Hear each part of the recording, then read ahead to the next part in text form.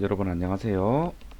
자, 8주차 우리 꿀 같은 우리 중간고사 기간이었는데 그 한 주간, 2주간이죠. 어떻게 잘 쉬었어요? 수업도 없고.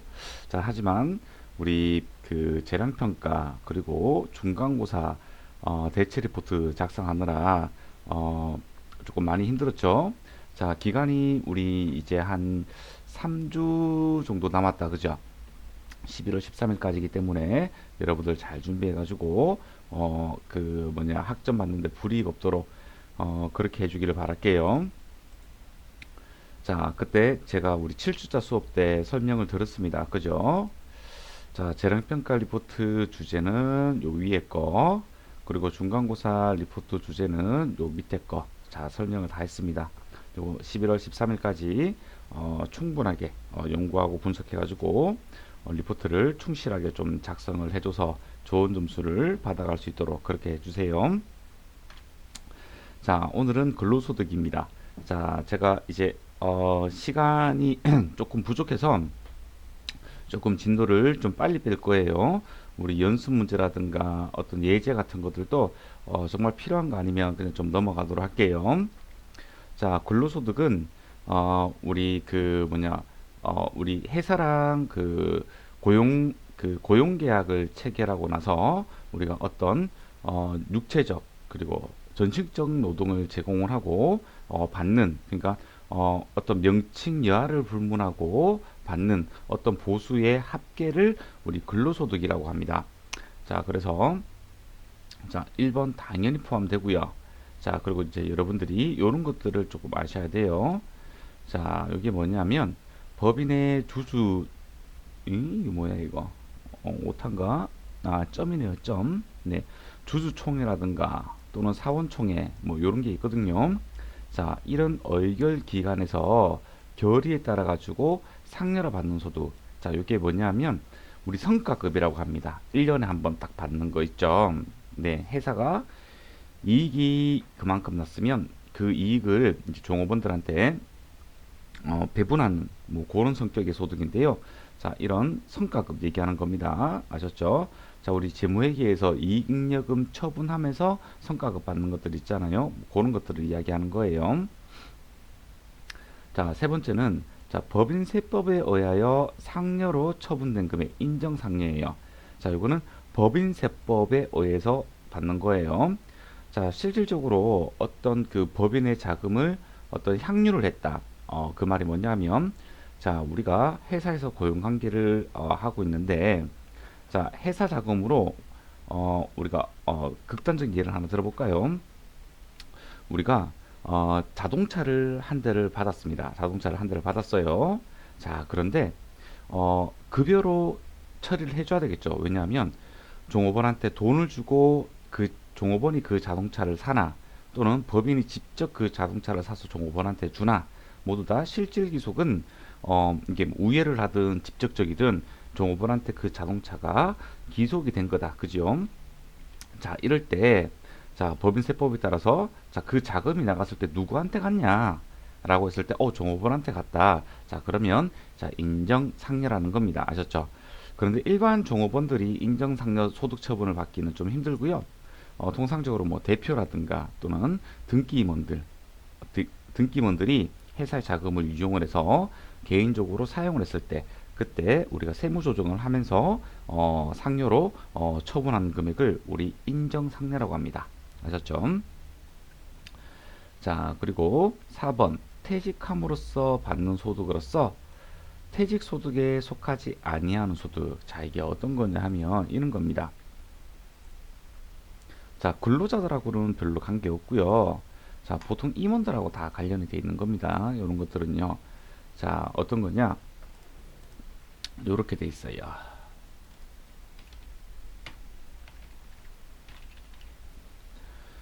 자, 정관에서 자, 임원의 퇴직 보수는 자, 정관에서 네, 정하도록 되어 있습니다. 물론 원칙이 정관이고 정관에 규정되어 있지 않으면 그 뭐냐 뭐 법인세법을 따른다 뭐 이런 것들이 있거든요. 자, 그래서 임원 퇴직 보수가 자, 정관에서는 만약에 10억이었어. 10억. 자, 그런데 우리가 어떻게 줬냐면 실제로 15억을 퇴직금으로 지급을 했어요. 그죠? 자, 정관에서는 10억이었는데 근데 15억을 줬단 말이죠. 자, 그러면 자, 5억은 초과했어요. 그죠? 그죠? 자, 그럼 법인세법에 따라 가지고 이 5억 초과분은 어떻게 됐냐면 자, 법인의 비용으로 처리가 되지 않습니다. 이걸 송금 불산입으로 조정을 해야 되는 것들이거든요. 자, 이거는 어떻게 처리하느냐? 네, 그 뭐냐, 그 우리 근로소득으로 보도록 되어 있습니다. 자, 요렇게 한 가지 제재를 하는 게 있고요. 자, 그리고 소득세법에 따라서 뭐 3배수까지만 이렇게 인정해주는 뭐 그런 게 있거든요. 자, 그렇게 해서 범위가 만약에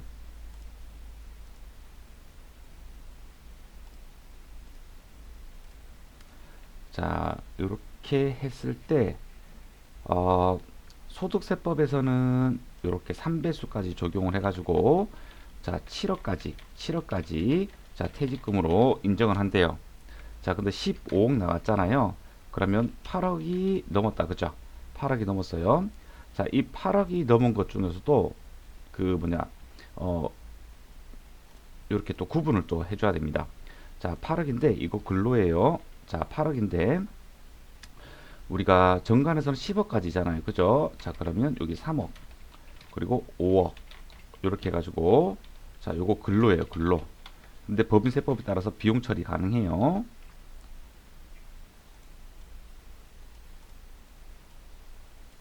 자, 5억이죠. 5억. 자, 요거 근로예요. 근로소득. 근데 비용 안 돼요. 비용 처리 안 돼요. 자, 요렇게 구분하는 게 있거든요. 자, 그래서 요거는 법인세법에서 공부를 하는 거고요. 자, 여기서는 어떻게 해요? 그렇죠.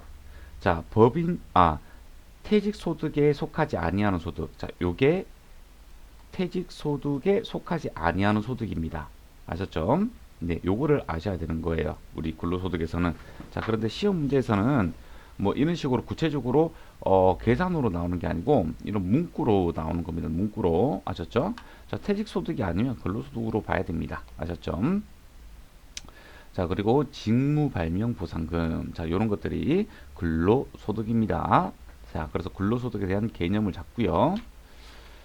자, 근로소득에 포함하는 항목입니다. 여기 보면 여러 가지 많다, 그죠? 뭐, 기밀부터 해가지고, 네, 요런 것들, 공로금, 명칭 불문하고 받는 거니까, 요런 것들, 네, 각종 수당들. 자, 여기서 중요한 거는요, 요거예요, 요거. 회사로부터 받는 경제적 이익. 자, 요게 뭐냐 하면, 회사로부터 받는 경제적 이익이, 자, 금전으로 하는 것도 있겠지만, 회사가 종업원들한테 금전을 대여해 주는 것도 있다. 그죠? 직접적으로 주는 건 아니지만 나중에 해수를 조건으로 대여해 주는 게 있고 또는 어떤 주택을 무상으로 사용할 수 있게 해 주는 것도 하나의 경제적 이익입니다. 그죠? 자, 근로소득에 포함되는 항목에 이런 경제적 이익이 어떤 게 포함되냐 하면 자, 출자 임원입니다. 자, 출자 임원만 해당이 되는 거예요. 자, 주택을 제공받음으로써 얻는 이익, 통상적으로 우리가 사택이라고 합니다. 사택. 출자 임원한테 사택은요, 네, 이거 근로소득으로 봅니다. 아셨죠?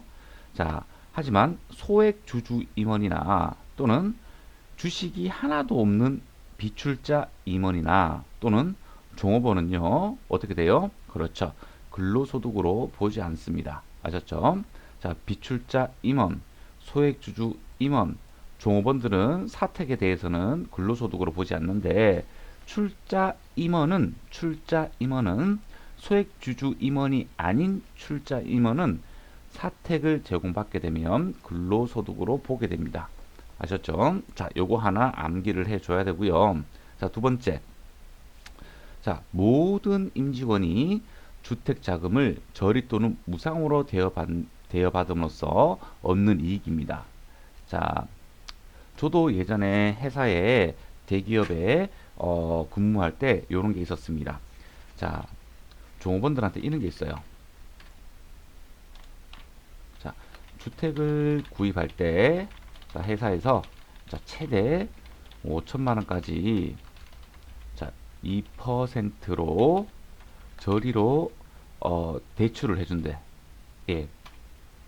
자, 근데 지금 법정 이자율이 4.6%다. 그죠? 그러면 2.6% 차이가 나는데, 자, 이거 어떻게 해요? 차이만큼 근로소득으로 보라는 겁니다. 아셨죠? 네. 그러니까 회사가 무상으로 했으면 이게 0%로 대출해 주는 경우도 있잖아요. 자, 요거 근로소득으로 보라는 겁니다. 자, 이게 원칙입니다. 이게 원칙. 네. 누구를 막론하고 다 원칙 근로소득입니다. 하지만 중소기업의 종업원은 근로소득으로 보지 않는다. 아셨죠? 자, 요거 두 개를 암기를 하셔야 돼요. 자, 모든 임직원 저리 무상으로 대여받으면서 얻는 이익, 요거 근로소득입니다.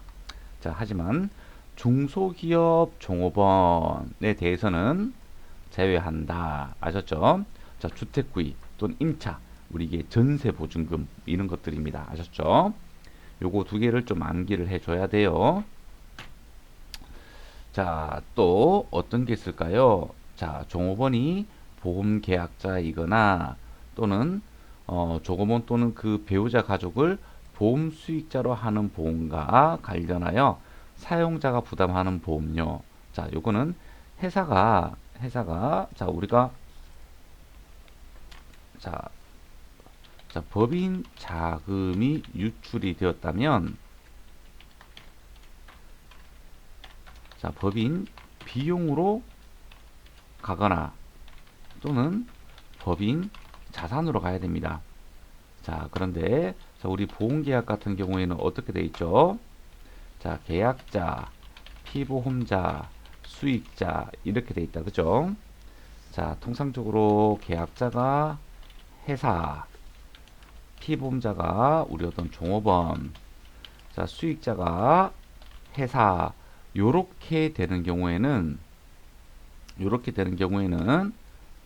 자, 법인의 비용이나 또는 법인의 자산으로 처리가 가능합니다. 아셨죠? 자, 그런데 요렇게 계약자가 종업원이에요. 자, 또는 피보험자는 상관없어요. 네, 뭐 종업원에 들어가겠죠. 네, 통상적으로. 자, 수익자도 종업원입니다. 자, 근데 이게 또는이에요. 또는. 네.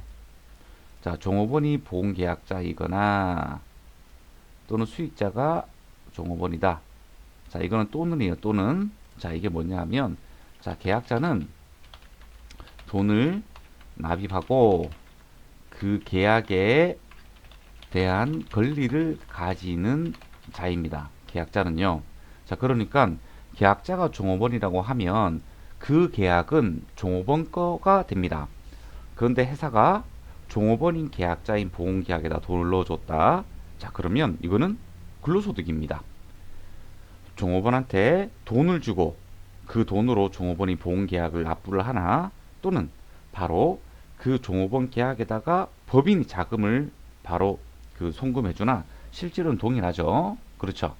자, 그렇기 때문에 종업원이 계약자인 보험에 대해서는요, 이거 법인이 자금을 납부를 하게 되면 근로소득으로 보게 됩니다.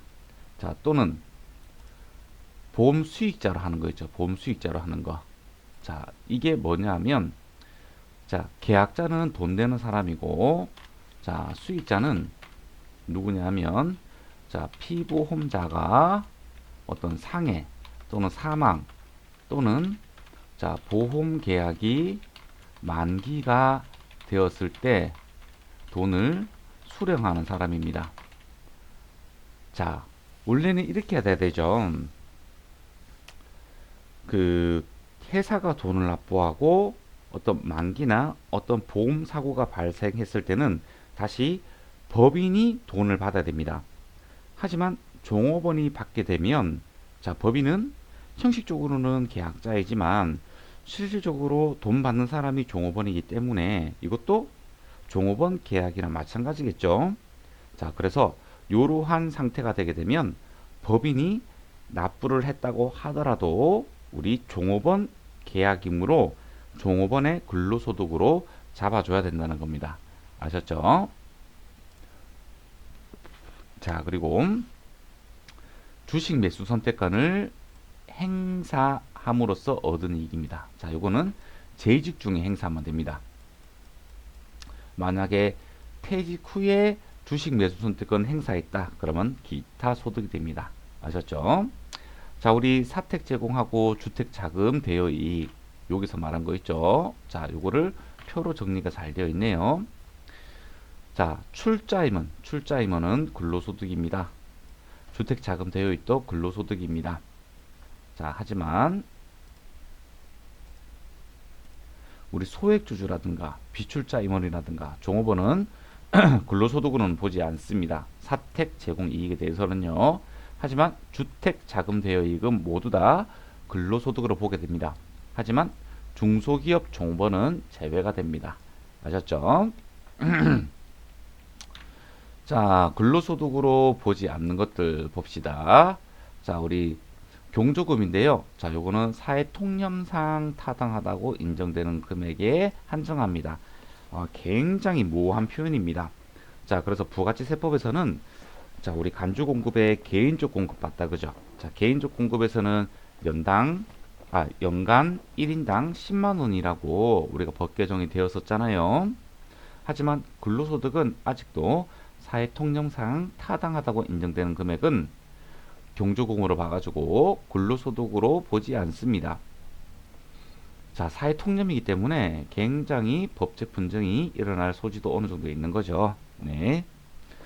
자, 그리고 특정 보험료입니다. 자, 이게 어떤 거냐 하면 자, 법인이 부담해주는 퇴직연금 기여금. 자, 우리 DC형 퇴직연금을 가입한 종업원들한테. 자, DC형은요, 이 계약의 주체가 종업원입니다. 그 종업원 계약에다가 퇴직연금을 회사가 납부를 해줍니다. 그거를 얘기하는 겁니다. 자, 그리고 단체 보장성 보험입니다. 자, 요거 1인당 연간 70만원. 자, 그리고 임직원 손해배상 보험료. 자, 이런 것도 근로소득으로 보지 않습니다. 자, 임직원 손해배상 보험료라는 게 뭐냐 하면 자, 우리 임직원들이 어떤 업무를 보다가 손실을 입혔을 때 거기에 배상에 대한 책임을 해주는 보험인데요. 자, 이러한 보험료도 근로소득으로 보지 않습니다. 자, 비과세 근로소득입니다. 자, 비과세 근로소득은 우리 근로소득 파트에서 굉장히 중요하다. 그죠? 네. 암기를 많이 해줘야 됩니다. 자, 첫 번째, 실비 변상적 성질의 급여입니다. 자, 요거 1번 같은 거 읽어보시고, 자, 3번, 4번, 5번 이런 거 읽어보세요. 자, 일직료, 자, 취재수당, 연구보조비, 그리고 뭐 승선수당, 항공수당 이런 것들입니다. 다 20만원, 20만원, 20만원이고 일직료 요거는 금액 한도 없고요. 자, 그리고 시험 문제에서 가장 잘 나오는 게 자가운전 보조금이다. 그죠? 왜냐하면 실생활에서 유용하게 쓸 수 있는 거기 때문입니다. 자, 여기에서 여러분들은 요 내용을 한번 살펴봐 줘야 돼요. 자, 종업원이 자기 소유 차량을 이거 자기 소유 차량이어야 됩니다. 자, 종업원이 직접 운전하여 사용자의 업무 수행에 그 사용자가 회사다 그죠? 자, 회사의 업무 수행에 이용하고요. 시내 출장 등 소요된 실제 여비를 지급받는 대신에 자, 이 말이 뭐냐면 자, 만약에 시내 출장이나 이런 걸 가면서 실제 여비를 받았다. 그러면 자가운전 보조금을 적용하면 안 됩니다. 아셨죠? 실제 여비를 안 받아야 됩니다. 그냥 월 정액으로 20만 원까지는 우리가 비과세 해주거든요. 네, 이렇게 실제 여비를 받는 게 아니고 월 정액 급여를 받는 겁니다. 자, 지급 안 받고 지급 기준에 따라 받는 금액을 자가운전 보조금이라고 합니다. 자, 여기서 포인트는 여비를 받으면 안 됩니다. 아셨죠? 자, 그리고 두 번째로 시험에 잘 나오는 부분이 요거다. 그죠? 생산직 근로자의 연장 근로소득입니다.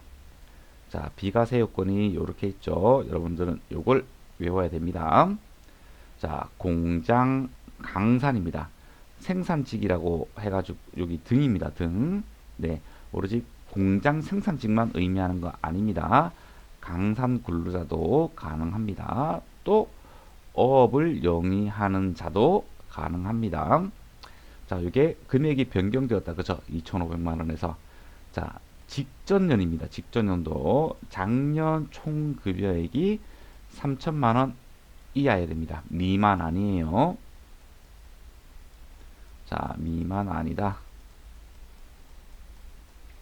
자, 그리고 월정액 급여가 210만 원입니다. 자, 월정액 급여는 이렇게 계산 산식이 있는데요. 그냥 참고로 한번 보세요. 요 숫자가 더 중요합니다. 여러분들한테는. 자, 여기도 미만이 아니고 이하입니다. 이하. 아셨죠? 네. 3천만 원, 210만 원. 자, 그러면서 연장 근로수당이나 휴일 근로수당, 야간 근로수당에 대해서 비과세를 해준다는 겁니다. 요렇게. 자, 얼마를 해주느냐. 우리 강산 근로자, 일용 근로자, 이런 친구들은 자, 전액 비과세 해줍니다. 하지만 일반적인 공장 생산직 근로자 같은 경우에는 연간 240만 원을 비과세 해주고 있습니다. 자, 여러분 숫자를 좀 잘 외워줘야 됩니다. 3천만 원, 210만 원, 240만 원. 아셨죠? 자, 그리고 또 시험에 잘 나오는 거. 복리후생적인 성격의 급여입니다. 자, 식대인 거죠. 식대. 자, 식사대는 월 10만원까지, 10만원까지 비과세입니다. 자, 15만원 받으면 어떻게 되죠? 10만원까지는 비과세, 10만원 넘는 추가분 5만원에 대해서는 가세, 이렇게 되는 겁니다. 자, 만약에 이런 회사들도 있어요. 자, 우리 현물로 식사를 제공해 주는 데가 있어요. 자, 식사를 제공해 주게 되면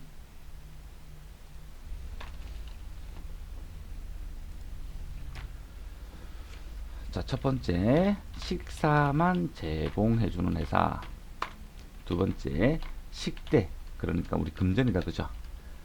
식대만 제공해 주는 회사가 있을 거고, 자, 3번 식사 플러스 식대 둘 다 제공해 주는 회사들도 있을 겁니다. 식사 제공 요거 전액 비과세입니다. 식대 월 10만원 이하만 비과세입니다. 자, 요거는요, 식사는 비과세, 식대는 전액 가세입니다. 10만원 요거 요건 안 합니다.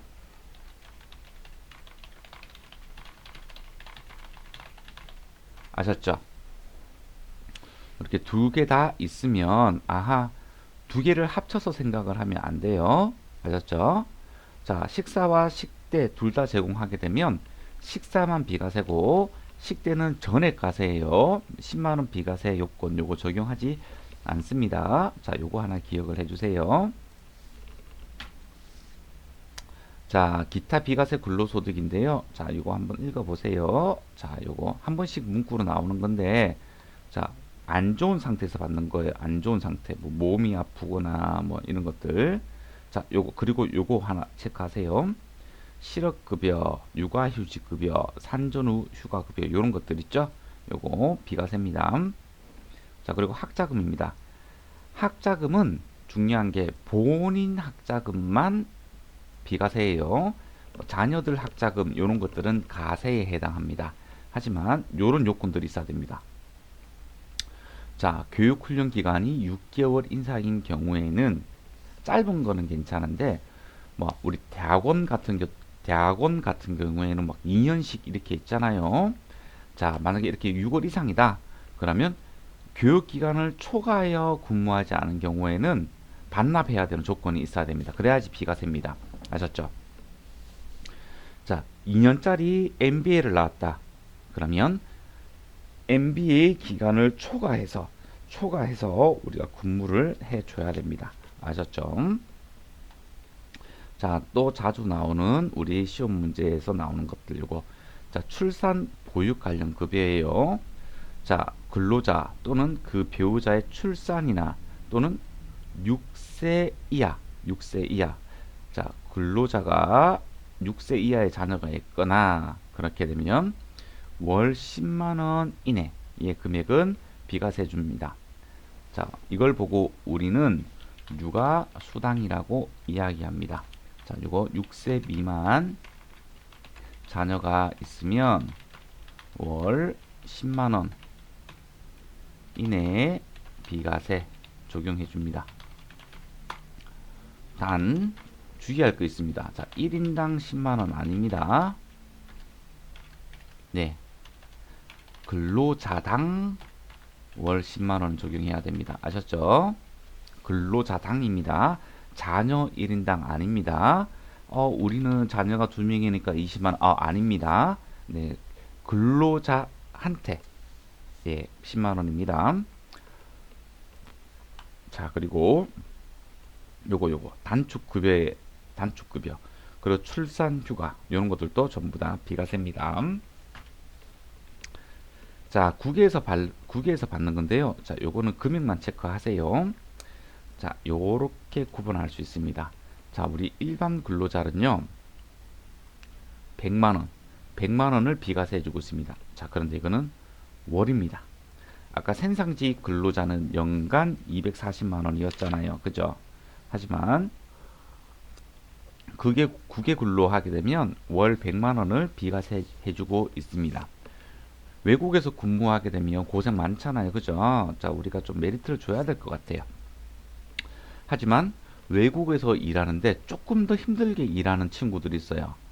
배를 탄다거나, 그죠?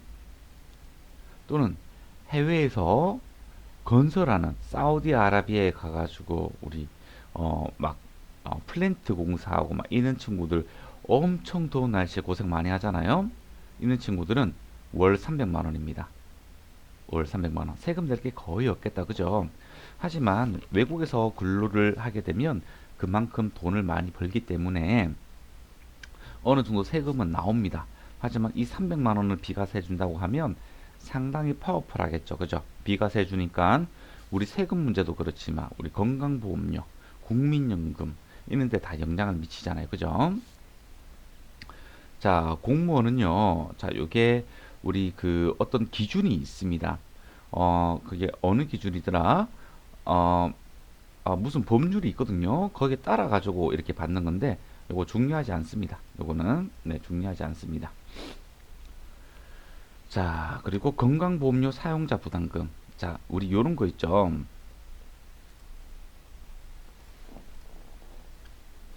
자, 뭐 국민연금이든 건강보험료 그냥 자, 국민연금 보험료라고 한번 해봅시다.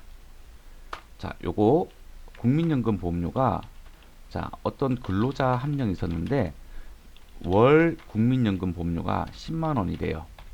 자, 그러면 자, 회사가 50% 납부를 하고 자, 근로자 본인이 50% 납부합니다. 자, 요거는 소득공제 사항입니다. 그죠? 근로자 본인한테는. 자, 그러면 회사가 50% 부담하는 거는 이거 근로소득이냐 이거죠. 왜냐하면 근로자가 10만 원 다 내야 되는데 근로자는 50%밖에 안 내잖아요. 회사가 50% 대납해 주는데 이거 근로소득이냐? 아닙니다. 그냥 회사의 경비로 처리를 하는 것입니다. 아셨죠? 그 내용이에요. 이게 사용자 부담금이 회사 부담금, 사용자가 회사잖아요. 자, 그리고 요거 직무 발명 보상금인데요. 자, 500만 원 이하의 보상금. 자, 이것도 회사의 재직 중에 받게 되면 근로소득, 회사를 퇴사하고 받게 되면 기타 소득인 겁니다. 자, 기타 소득이든 근로소득이든 500만 원 이하에 대해서만 비과세 해주고 있습니다. 자, 근로소득의 과세 방법 보도록 합시다. 자, 근로소득자는요, 자, 매월 급여나 상여 같은 것들을 받을 때 간이세액표에 따라서 원천 징수를 합니다. 자, 쭉 원천 징수를 하다가 다음 연도 2월근 급여를 지급할 때 연말 정산을 합니다. 아셨죠? 자, 어떤 근로소득자가 있는데요. 자, 급여가 매달 500만 원씩이에요. 자, 그래서 연간 6천만 원을 벌어들였어요. 자, 그런데 매달 급여를 받을 때 여기 원천 징수를 한다 그죠? 원천 징수. 자, 원천 징수 소득세가 30만 원씩 꼬박꼬박 냈어요. 그래서 총 360만 원을 가닉세표에 따라서 매월 원천 징수를 당했습니다. 자, 원천 징수 당했다는 것은 우리 근로자가 자신이 내야 되는 세금을 급여에서 공제한 다음에 회사가 대신 납부를 해주는 거거든요. 자, 그런데 우리 어떻게 해야 돼요? 연말정산할 때 실제로 내가 간이세액표에 따라서 원천 징수했는 금액이 자, 정산할 때 계산한 세금과 비교해서 더 많이 떼었다. 그러면 돌려받는 거고 덜 떼었다. 그러면 연말정산할 때 추가적으로 더 납부를 해야 되는 것입니다. 아셨죠? 자, 그 얘기가 여기 있습니다. 원천 징수 금액이 더 크다면 어떻게 돼요? 360만 원 냈는데 결정세액이 200만 원으로 나왔다. 그러면 160만 원을 환급 받으면 될 것이고 400만 원에 대한 세금으로 결정이 되었다. 그런데 360만 원밖에 안 냈다. 그럼 추가적으로 40만 원 더 납부를 해야 되겠지요. 자, 오로지 근로소득만 있다고 하면 이렇게 가세가 종결이 되는 겁니다. 아셨죠? 자, 일용 근로자입니다. 자, 여러분들 일용 근로자 좀 기억을 해줘야 됩니다. 아셨죠? 자, 일용 근로자란 근로를 제공한 날 또는 시간, 일당이라든가 시급에 따라서 급여를 계산해서 받는 그런 근로자를 이야기하는 겁니다. 아셨죠? 하지만 동일한 고용주입니다. 자, 고용주에게 3개월 이상 고용되어 있지 않아야 됩니다. 자, 3개월 이상 3개월 이상 고용이 되었다면 일용 근로자 처리하면 안 됩니다. 하지만 건설공사는 1년입니다. 1년 아셨죠? 자, 원천 징수세액은 어떻게 계산하느냐? 자, 우리 1급여액에다가 15만 원을 공제해 줍니다. 이게 공제액입니다. 그런 다음에 요게 6%가 세율입니다. 세율. 아셨죠? 단일 세율 적용합니다. 일용 근로자는 6% 단일 세율을 적용합니다. 자, 그리고 근로소득 세액공제가 55%를 적용합니다. 세액공제율이 55%입니다. 그러면 15만 원을 받게 되면 소득공제가 15만 원이기 때문에 원천 징수세액이 없습니다. 자, 만약에 20만 원 받게 되면 어떻게 될까요? 자, 20만 원에 15만 원 차감하고 자, 20만 원을 받게 되면 15만 원을 차감하고 5만 원이 이제 가표가 되는 거죠. 그러면 6% 단일 세율을 곱해주고 나면 세액이 3,000원입니다. 자, 여기에서 근로소득 세액공제가 세액공제율이 55%입니다. 자, 그러면 원천징수세액이 1,350원입니다. 거의 세액 부담이 없습니다. 일용 근로자는요. 자, 그래서 이게 뭔지, 이 6%가 뭔지, 이게 세율입니다. 세액 공제율이 몇 %인지 이 정도는 여러분들이 기억을 해줘야 됩니다. 아셨죠? 요거 3개월 요거 하고요. 이 정도는 기억해 줘야 돼요. 자, 근로소득 금액입니다. 자, 제가 소득 금액은 어떻게 계산한다고 했죠? 어떤 수익 금액에서 어떤 경비 또는 어떤 공제를 차감하고 나면 소득 금액이 된다고 얘기했습니다. 그래서 근로소득 금액은 총급여에서 근로소득 공제를 차감하게 되면 근로소득 금액이라고 합니다. 자, 그런데 한도가 생겼습니다. 자, 이 근로소득 공제는 한도가 2천만 원입니다. 자, 근로소득 공제는 어떻게 계산하느냐? 자, 총급여 구간에 따라서 이렇게 됩니다. 자, 요거 총급여입니다. 구분 말고 총급여로 써주지, 그죠? 네, 총급여입니다. 자, 총급여에 따라서 요렇게 계산한 금액을 요렇게 하는데 2천만 원이 한도입니다. 하지만 근로기간이 1년 미만이라고 하더라도 요거 월할 계산하지 않고 요 금액 전액 공제합니다. 아셨죠? 자, 근로소득의 수입 시기는 잠깐 쉬었다가 우리 2교시 때 진행하도록 할게요.